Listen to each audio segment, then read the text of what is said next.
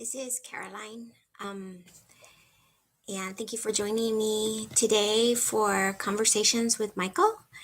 If you join and you have a question for Michael, you can type it in the chat section, the messaging section. But otherwise, thank you for joining, and I'll also just check in with Michael and see what he'd like to tell us today. So I'm just checking in with him.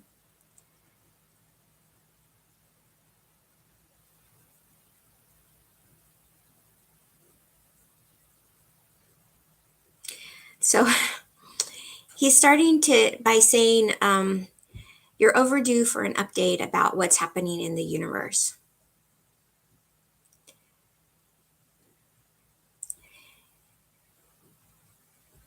You need to know this because it affects you critically.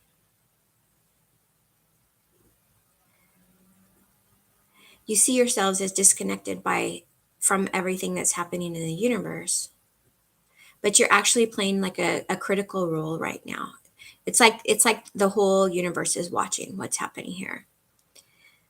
And this isn't something that's done out of ego, and it's not done out of idle curiosity or paranoia or anything like that. It's just that, like, everything recognizes that what's happening here right now is really important.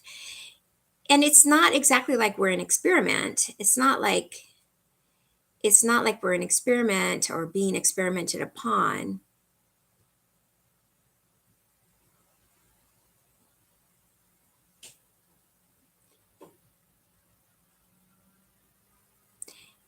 And Michael's like, you're a blessing, you're a treat, you're a gift to the universe. And we are, it's almost like the whole universe is our champion. Like, they're really cheering us on. They're like, you can get this. These are hard days, these are hard challenges. You are really being, like, I think the saying is something like strung up by the hamstrings or something like that. Um so so you're in a difficult situation. In fact, it feels almost like a tortured situation because the strain is so great. But Michael is saying you don't have to break, you can bend. And this is key. This is key to how we live now. This is key to how we respond to the world as it is. We don't have to break, we can bend. We can bend. So I'm asking, what does that look like? What does that look like to bend? Well, the world is in this critical state. What does that look like to bend while the world is in this critical state?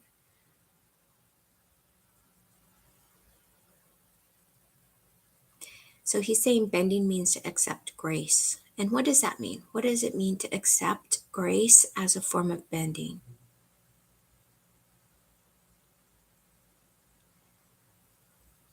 He's saying it means allow yourself to be held, allow yourself to slow down, allow yourself to contemplate. So the image that I'm getting is that when things get really critical, when things get really, like, challenging, then we tend to be like get very narrow, get very focused, get very pulled in like that. And what he's saying is what we really need is this 360. We need to have more latitudinal vision. We need to have breadth to the way that we perceive. And that's part of first extending grace to ourselves and then extending grace to others, which is actually the same thing. Extending grace to all that is. We are enabled to extend grace when we bring in that lateral vision, that lateral gaze.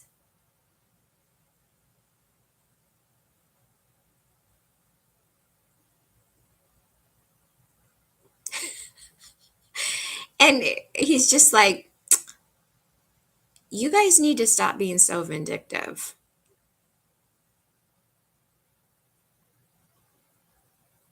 And he's like, it doesn't even make sense. Like, why are you guys like that? Like, it's like it's a concept that seems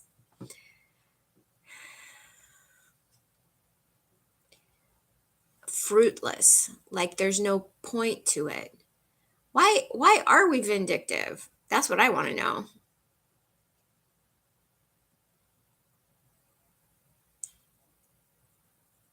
I'm saying, was it a design flaw? Do we have a seed within us that sprouts this vindictiveness? I don't understand. Why are we vindictive?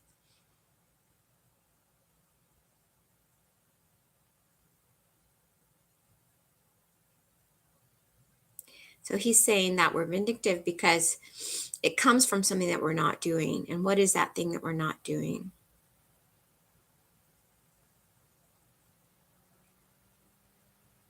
What is that thing that we're not doing?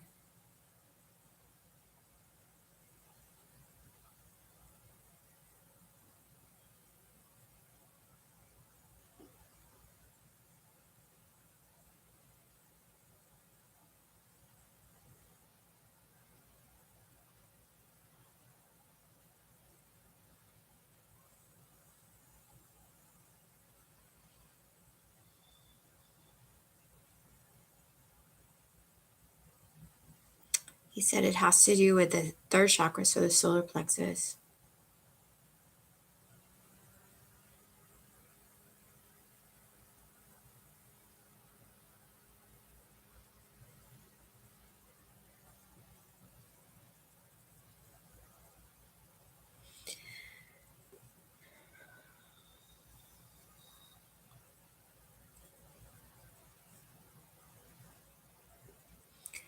Okay. And so the as he has explained to me before, the chakra system is built one on top of the other. So you're not going to have a problem in the third chakra if you have healthy first and second chakras. And so the third chakra, the way that he taught me, is that is the place where we as an individual relate to the group or the tribe, the group of origin, family of origin, or the tribe from which we came. And so he's saying that there's a problem in that third chakra in the relationship between us as an individual and the tribe or the group we came from. And the problem is,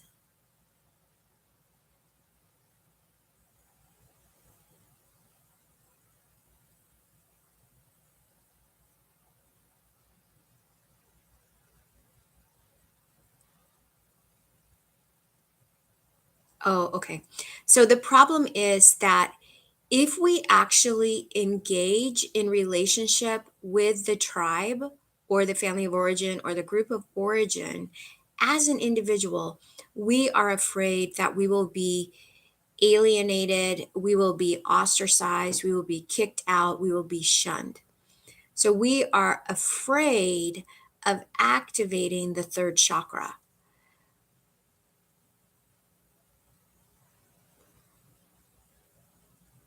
And that's why we seek vengeance or revenge or avenge or any of these things where we're in conflict with another, but it's not in conflict with a group. It's in conflict with the tribe or the group of origin. It's in conflict with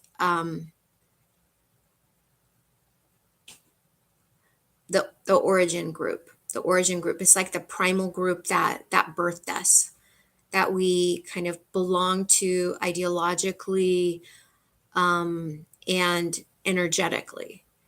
Um, so it, like I said, like he's taught me, there's only a problem in the third chakra if there's a problem with the lower chakras. So let's go into this and understand what the problem with the lower chakras are.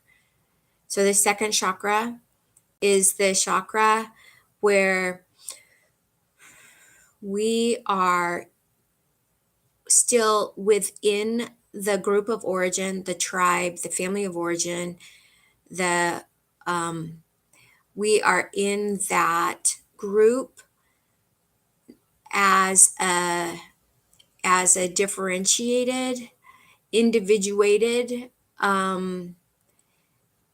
aspect of ourselves. We have we there the group is no longer amorphic. The group is each member of the group in a healthy system should have individuated within the group at that point, but has not come out of the group yet. And so, what is in our sort of Homo sapien family? What is the problem of the second chakra, Michael? What is the problem of the second chakra?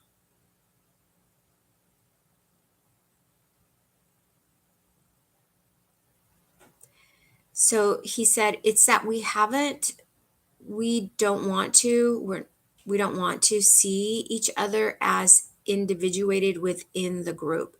That feels like a threat. And that feels like a threat because of the problem in the first chakra. The problem in the first chakra.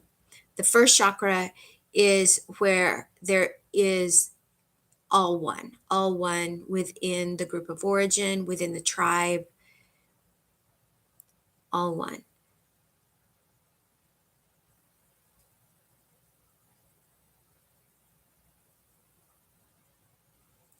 And he's saying that there's this sense in the first chakra for the species that the loss of self in the first chakra is a terrifying thing because we don't trust the group. We don't trust the group because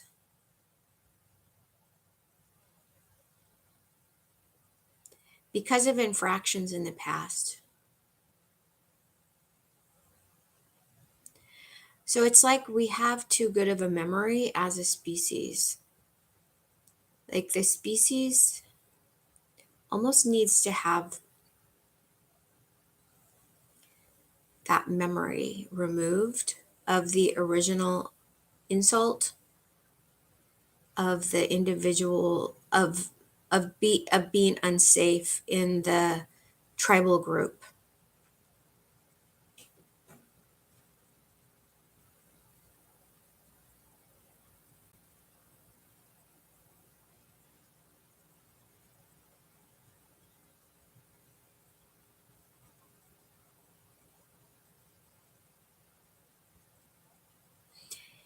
And the original insult to the species happened when the species began to conceptualize of God as something outside of them and separate from them. That was the original insult. And with that original insult, then what happened was that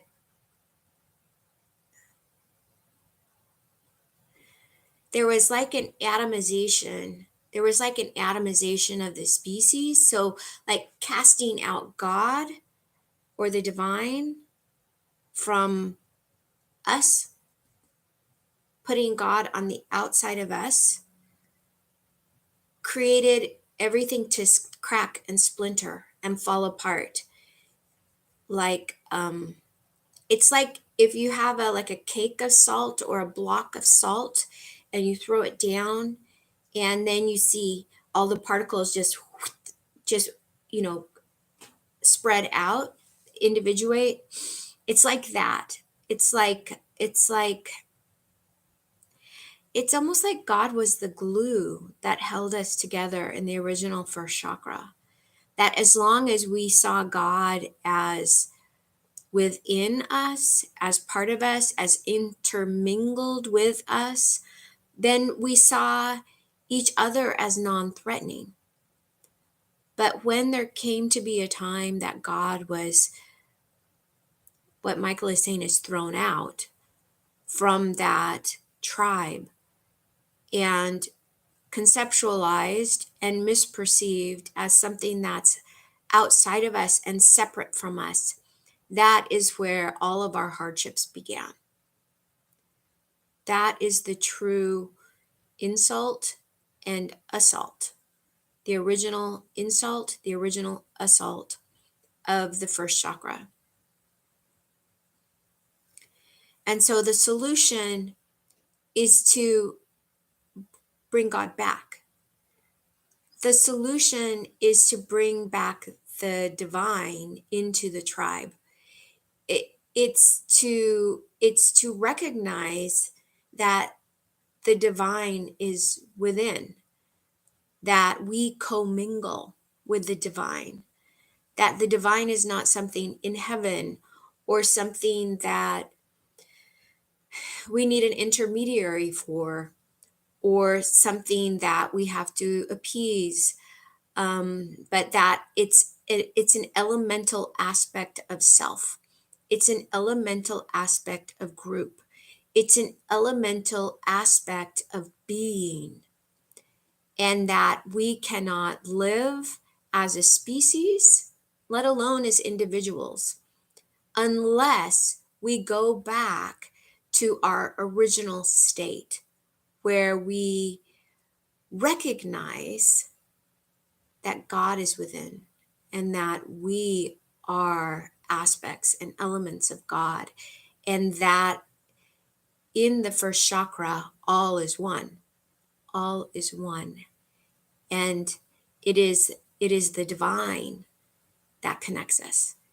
It is the divine that we see in each other that grants us the humbleness, the awe, and the respect to see each other differentiate within the whole, individuate within the whole, and then come out of the whole as a individual to relate to the whole in the third chakra. And so the healing of the third chakra is a healing of the first chakra first. First chakras must heal first. To heal the first chakra, we must accept that the divine is not outside of us as a species or as individuals or as tribe, that the divine is within, the divine commingles. We are aspects and elements of the divine. And this is the true healing for our species. This is the true healing for our world. This is what the universe stands and watches. Will we do it? Will we remember our original state as a species and go back to that original state where all was one, where we were one with the divine was within us and not yet cast out? That is what the universe waits to see and hopes we will remember. And even like, not only like cheers us on, right? But also gives us clues, gives us hints, gives us the breadcrumbs so that we can find our way back home to where we're really happy, to where it's really a good fit. We're not really happy when we're warring with each other. We don't feel good. You may get a temporary, adrenaline rush, but that's no substitute for peace. That is short-lived, and it will end in your demise, in the demise of our species. So this is a big deal. And Michael's saying, he's saying, I want you to win, and you win by remembering. You win by remembering. And it's like the 100th monkey, like, it's not like everybody has to remember at the same time. It's like, you remember, I remember, he remembers, she remembers, they remember. And then little by little, enough people remember that it's just the way it is. That's just the way it is.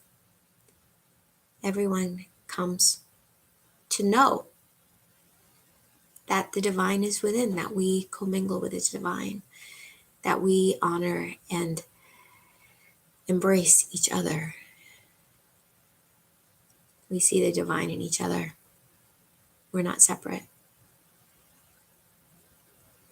In hurting another, we hurt ourselves. We don't need to fear being cast out. All one. Thank you for joining me today in this conversation with Michael. And thank you, Michael, for all your insights. Really appreciate them. Thank you. Oh, Jin Lee, I'm glad you're here. Did you have any questions?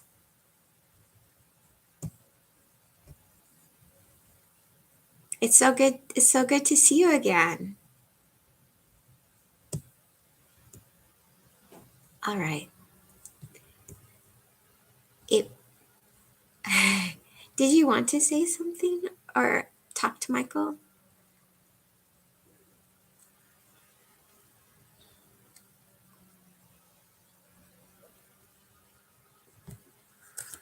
I'll just ask today. Okay, awesome. So good to see you. Yeah, all right. So I'm going to try to do this Saturday morning thing and see if it works better for everyone. And then we'll kind of see how it goes. Take care. Bye.